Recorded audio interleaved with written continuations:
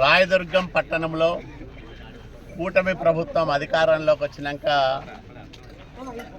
అనేక అభివృద్ధి కార్యక్రమాలకు శ్రీకారం చుట్టాం, కొన్ని పూర్తి చేశాం. ఇప్పటికే దాదాపు 4 కోట్ల పైచిలకు పనులను చేస్తూ ఉన్నాం.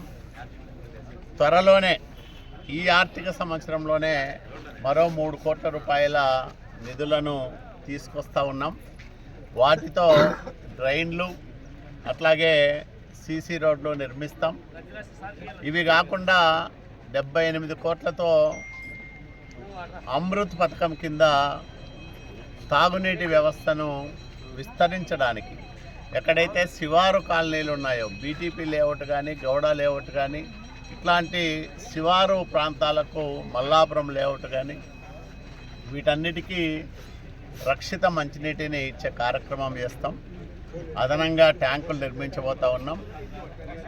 24వ తేదీ దానికి సంబంధించిన టెండర్ గడువు కూడా ముగిసింది. మరో వారం రోజుల్లో ఎవరికి ఆ పనులు అప్పచెప్పారనే విషయం కూడా తెలుస్తుంది. త్వరలోనే వాటిని కూడా ప్రారంభం చేస్తాం. ఇది కాకుండా 23 కోట్ల రూపాయలు ప్రత్యేక నిధులను ఇవ్వడానికి ఇప్పటికే మంత్రి నారాయణ గారు అంగీకరించారు. ఆర్థికంగా రాష్ట్రం చాలా ఇబ్బందుల్లో ఉన్నప్పటికీ రాయదుర్గం విషయంలో ముఖ్యమంత్రి గారు, మంత్రి నారాయణ గారు చాలా ఉదారంగా నిధులు ఇస్తూ మనల్ని ప్రోత్సహిస్తూ ఉన్నారు. చాలా సంతోషం. ఈ 3.5 కాలంలో మరిన్ని అభివృద్ధి కార్యక్రమాలు, ఈ 78 కోట్లు, ఆ 23 కోట్ల రూపాయల పనులు ప్రారంభమైతే 2 ఏళ్ళు ముగిసే లోపలే 100 కోట్ల రూపాయల పనులను ప్రారంభం చేసిన వాళ్ళం అవుతాం.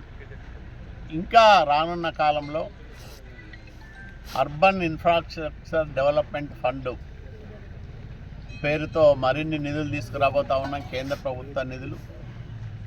ఇట్లా అవకాశం ఉన్న చోటల్లా నిధులను సమీకరిస్తూ రాయదుర్గం పట్టణ ప్రజలు కట్టే ట్యాక్సులతో, మున్సిపాలిటీకి వచ్చే ఆదాయంతో ఇలాంటి కార్యక్రమాలు చేయలేము. కాబట్టి ప్రత్యేకంగా నిధులు తీసుకొస్తూ రాయదుర్గం పట్టణాన్ని అభివృద్ధి చేస్తూ ఉన్నాం. రాయదుర్గం ప్రజలకు నేను ఒకటే హామీ ఇస్తూ ఉన్నా, మీ నమ్మకాన్ని ఎక్కడా కూడా కించిత్తు వమ్ము చేయకోకుండా మేము ఇచ్చిన 16,000 పైచిలకు మెజారిటీకి ఇంకా మేము ఊహించిన దానికంటే మా ఎమ్మెల్యే ఎక్కువ కార్యక్రమాలు చేసి పట్టణ ప్రజల్లో మరిన్ని సౌకర్యాలు మెరుగుదలకు కృషి చేశాడనే భావన, సంతృప్తిని పొందే విధంగా వ్యవహరిస్తానని కూడా నేను మనవి చేస్తా ఉన్నాను.